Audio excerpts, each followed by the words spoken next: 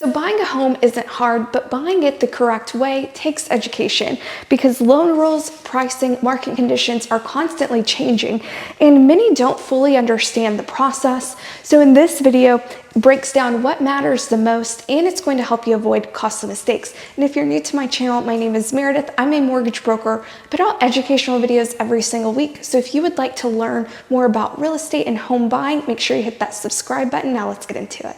So tip number one is you want to get pre-approved early, even if you don't feel completely ready for it, because it's going to show where you stand as far as your credit, income, debt, and savings. And it's also going to help you know what needs to be improved, so it gives you time to work on it. You'll also, get a realistic price range. You'll know how much buying power you have, and then you'll also know what your payment options are. And tip number two is the loan that you choose can sometimes matter more than the home itself. So you want to make sure you know what your loan options are, because there's really four major types of loans and they all work very differently. Also, the lowest down payment options are not always going to give you the cheapest options long term. And also, the loan program itself can affect the monthly payment and the total cost of the home for years to come. And tip number three is if you don't have enough for the down payment, or the down payment is all that you have, there are programs out there that will help you. And all states offer them. There's thousands of them, and a lot of them are either grants or deferred loans, and they're all designed to help give you money to cover the required down payment, but where they all differ is what happens after you close on the loan.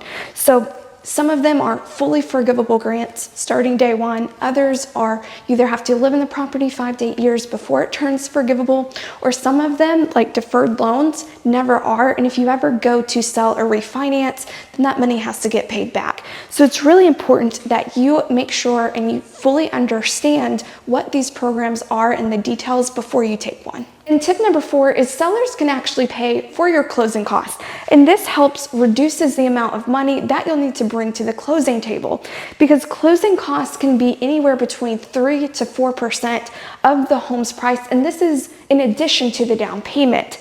And this is a powerful negotiation tool, especially for buyers that are financing. And let me show you the math on this. And this is why asking for a seller credit to cover your closing costs will save you a lot more money in the long run. So scenario one, let's say the house is $400K and you offer them $10,000 off the price, which is $390. At 5% down at a 6.5 rate, this is going to be that mortgage payment, just the principal and interest by itself.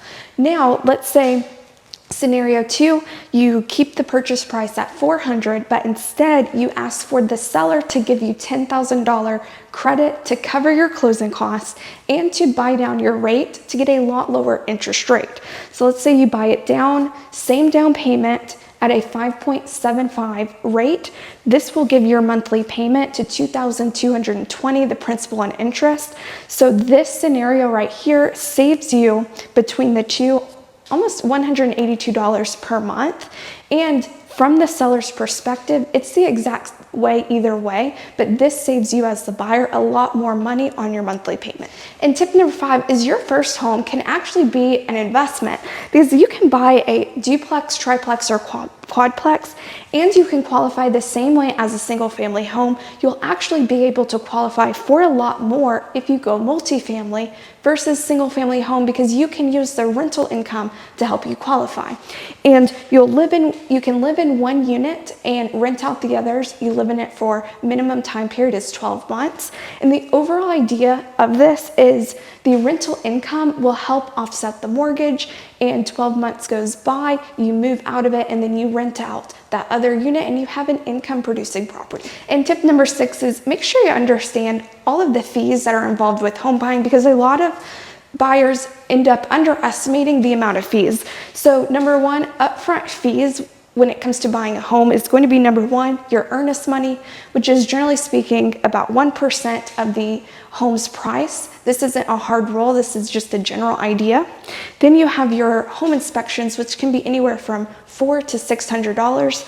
Then you're gonna have your appraisal, which the appraiser is there to make sure not buying the home for less than what it's worth. That can be anywhere from $600 to $700.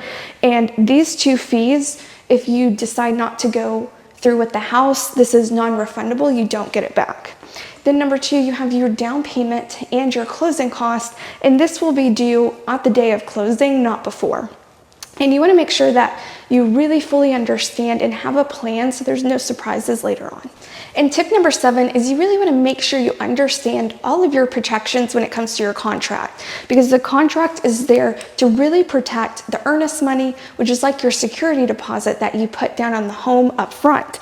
And number 1, you're going to have your due diligence or your inspection period. And this gives you a certain amount of time, normally between 7 to 15 days, or however it's written into the contract, which allows you to do all of your inspections and all of your research up front. Then number 2, you have a financing contingency, and this protects if for some reason your loan gets denied, this will protect you and you'll be able to get your deposit back. And 3, you also have an appraisal contingency that if the home appraises for lower than the price, then that gives you an out and you'll be able to get your earnest money back. And tip number 8 is you want to think about resale value before you even buy the home, because the home that you buy today is going to be the home that you sell in the future. And the location often matters more than the home itself, because if you think about it, you can change, you can update the home itself, do construction on it, tear it down to the floor, but you can't change the location or the neighborhood. And also, new construction homes take longer to increase in value. So think about that when you're buying a new build, you're buying it at already the top amount or the appraised value. And resale thinking about this before you buy the house really protects your equity in the future. And tip number 9 is your payment can increase even if you have a fixed rate. And the reason for that is your property taxes and your home insurance can increase over time. And these escrow adjustments, because it's included in your payment, will increase your payment. So make sure that you understanding this now really is going to protect you from sudden increases or being shocked when you get a mortgage payment that is increased over time. And tip number 10 is the biggest advantage as a home buyer is going to be confidence, because buyers who understand the process make better decisions and less emotional ones. Also, preparation gives you a lot more leverage when it comes to negotiations, and education turns a stressful process into more of an intentional one. And if you are planning to buy a house in 2026 and want to know how much your buying power is, click on the link in the description, schedule a call, and I'll be in touch.